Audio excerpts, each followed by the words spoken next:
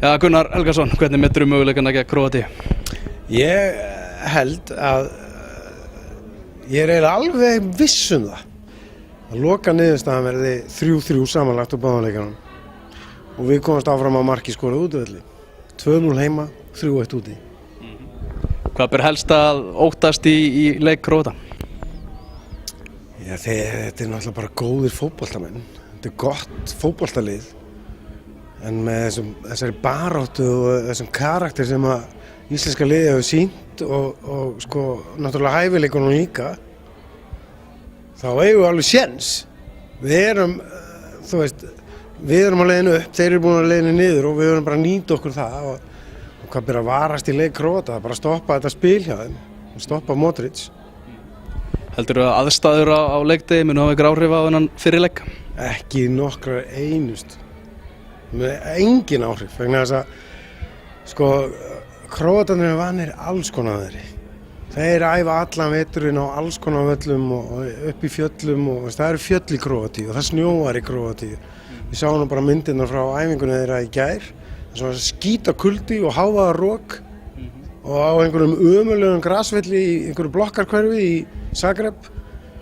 Við erum að hafa betri aðstæður en þeir. Þó að þeir séu kannski vanir, búin að vera að æfa hjá Real Madrid og svona núna, kannski við betri aðstæður. En okkar strákar eru kannski ekkert vanari í svona roki og vitleysu heldur en þeir. Stóra spurningin, hver á að vera í hægri bakverði í leiknum á föstudaginn? Já, ég get ekki svarað því.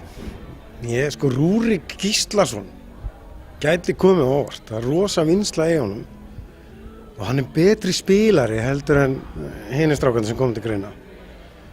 Og hann er, þú veist, með sjálfstraustið í lagi núna og ef eins og við sáum á RÚV þegar að mörkin voru greind sem við fengum á okkur þá er þetta miðjumennir sem er að sko, svíkjast að bakka þegar að mörkin koma.